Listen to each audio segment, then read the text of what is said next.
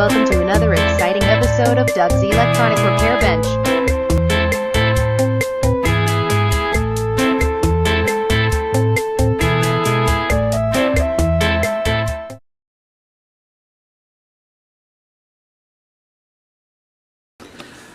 Hi, good afternoon YouTube. Back here with you once more to bring you a little update on the GE transistor radio, the 977.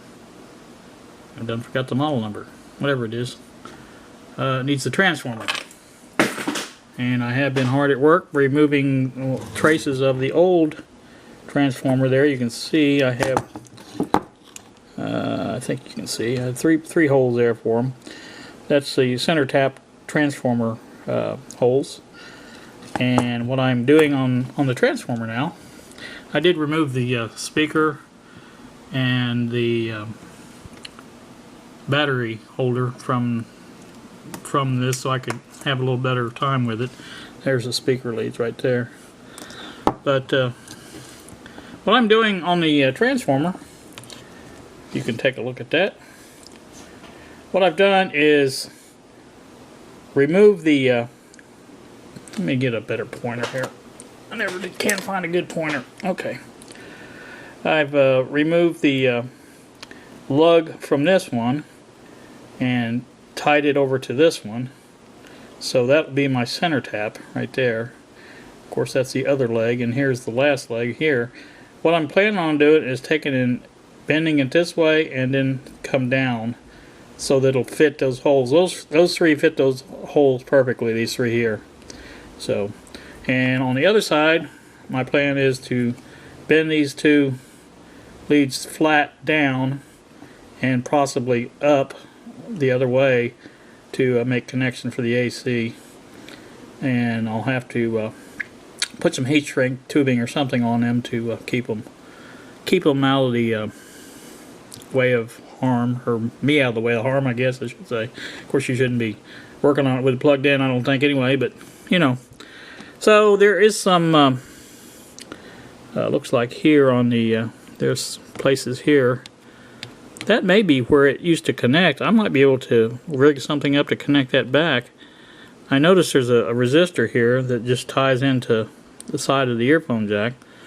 May have to take a look at that and the circuit, the schematic, and see what the situation is with that. It doesn't look like the middle two have ever been used, but these outer two might have been. So it's possible that I can line those up and just use the original holes, which would hold the transformer in really well. And I don't know what I'm watching here. I'm talking about it over here, and I'm not really pointing at anything. But here's the holes that I was talking about. There's 4 holes right there. So we'll examine that a little closer. But for right now, I'm just trying to line up these back holes and get them situated to where they're ready to go. This needs to be gotten out of the way a little bit, I think, for the transformer to fit in there properly. I think the rest of I checked the rest of it. I think it's going to fit in there just about right. So might have to put a hole down if I can't get a solder joint on this side. So I will check that out further and get back with you later. So hang in there.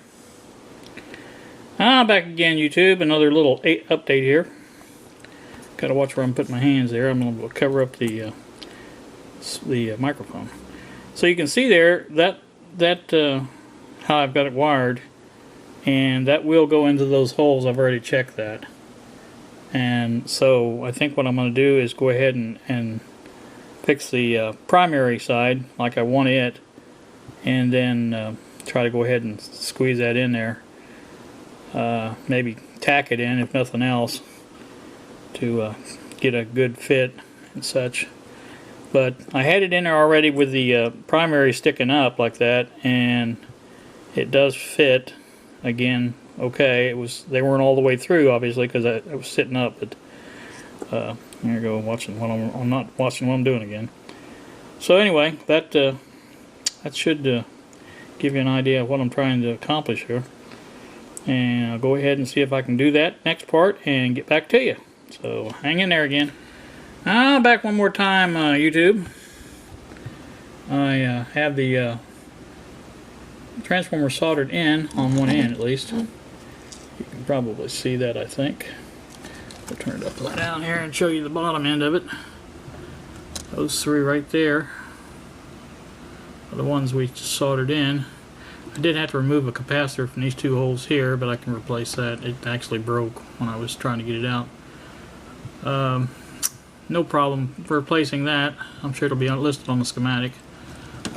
And the other side, I'm not really sure exactly how I'm going to do it yet. As you can see, there is a space in underneath the transformer. I may have to slide a little spacer under there to hold it up like that. There's a capacitor there that's kind of laying on, but it's not touching anything. So this I've got to figure out exactly how that gets wired back in. I'll have to look at the schematic for that. I think it just goes to one side of the primary, but I don't think it really matters which one because it'll plug in either way. So everything is hunky-dory as far as not touching. There's no wires touching there. It's just kind of hard to see, but yeah, there's some clearance there. I can always put a spacer in there too if I want to, but it is rather. It's not perfectly stiff, but it's in there, and it would work that way. In fact, I'll probably go ahead and hook it up. Make sure the circuit works that way, and I will bring you back for that. Alright, we're back for one more update. We can see the voltage going into the transformer is 101.6. The amperage is not even registering, it's so small. It is hooked up as I outlined I was going to do, and it is working. I don't want to get a copyright hit, so I'm going to turn that down. But it is working. I didn't replace that capacitor yet. I will, though. Find one to replace it with. Find out what value it was. And I got to look at the schematic a little bit more closely and see how this is going to be wired or going to be wired. I don't think I can. There's no way I can get it to the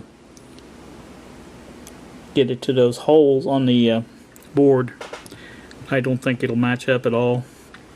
Although I am going to look at it a little closer and just make sure. But anyway, it's like I say, it is working. So.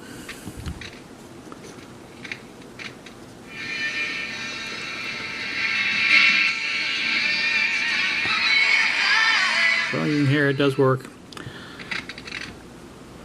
Anyway, just wanted to bring you back that. I think I'm not going to work on it the rest of the day. I've been here for an hour or so, maybe a little bit longer, but I think that's going to be it from here. So we'll probably get back on this again tomorrow sometime and work on it. I don't know if you guys noticed that little collection of wires there. Those are wires that I snip the leads off of resistors and capacitors and things that are too long. I don't throw those out, and that was what I used to make the new leg for that transformer in the back and on the secondary side. And those make really excellent things for that. Even the solder, I saved the solder. I've got several pieces of solder over here I'm going to put in there. But I do save the longer pieces. The short pieces I don't save because they don't really do any good. And they come in handy. Like I said, this time they did. So again, I'm rambling.